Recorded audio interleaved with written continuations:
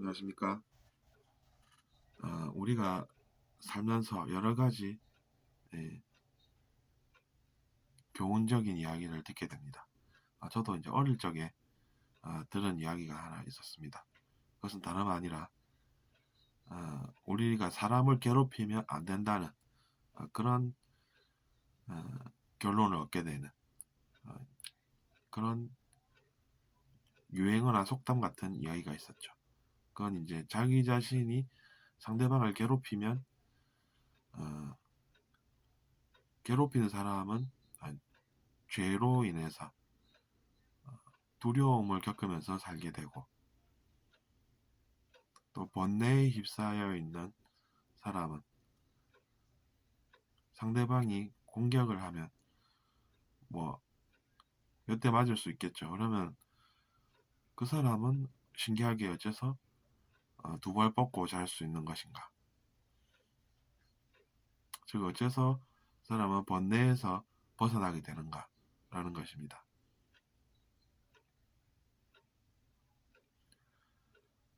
때린 놈은 두 발 뻗고 못 자도 맞은 놈은 두 발 뻗고 잘 수 있다라는 그런 이야기를 들었던 기억이 있습니다.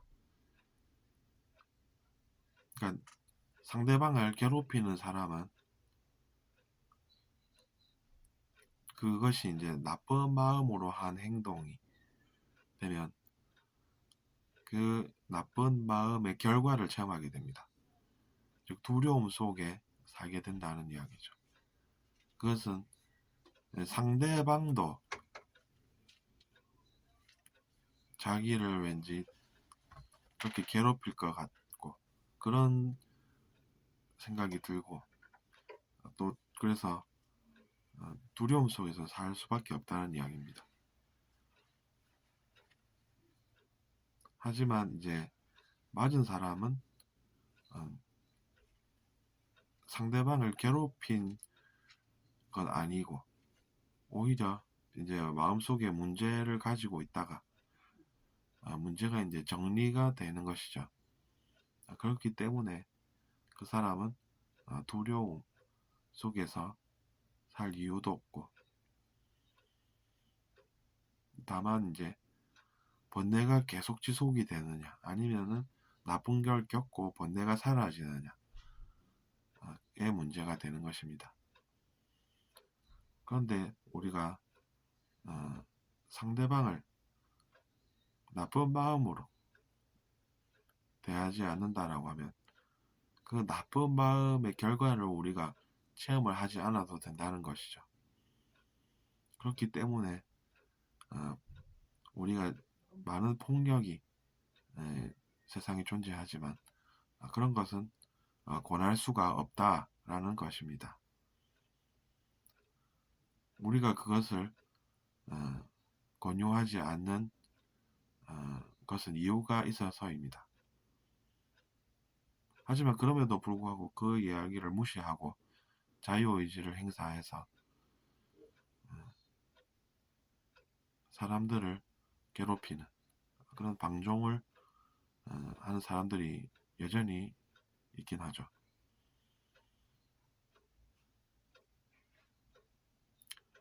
그렇기 때문에 우리는 상대방을 그렇게 공격해서도 안 되고, 또 번뇌라는 것을 생각을 해볼 수가 있습니다. 번뇌라고 하는 것은 내면의 문제죠. 그 문제가 해결이 안 돼서 내가 번뇌가 있다라고 얘기하는 사람은 겉으로 볼 때는 사람들이 잘 못 느끼고 멀쩡하다고 볼 수 있습니다. 그러면 이제 내면색이라는 것은 어떤 것인가를 우리가 배워볼 수가 있게 되는 것입니다. 그렇게 입문을 하게 되는 것이 바로 내면의 여정이라고도 볼 수가 있는 것입니다. 어쨌든 일상생활에서 우리가 내면의 문제가 없다라고 하면 내면에서 그 사람은 그렇게 많은 문제를 가지고 있지 않은 것이므로 우리는 내면 세계와의 균형을 모색을 해야 합니다.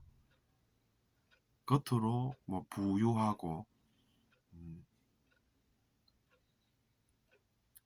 복이 많아서 물질적으로 모자람이 없는 사람도 내면에서는 문제가 생길 수가 있기 때문에 우리는 그런 것을 함께 생각할 줄 아는 것이 행복으로 나아가는 길이 될 것입니다. 그래서 우리는 이번 시간에 상대방을 자기 자신의 성질을 못 이겨서 폭행을 하든지 뭐 여러 가지 다른 나쁜 감정을 가지는 것이 별로 좋지 않다라는 이야기를 이번 시간에 나눴습니다.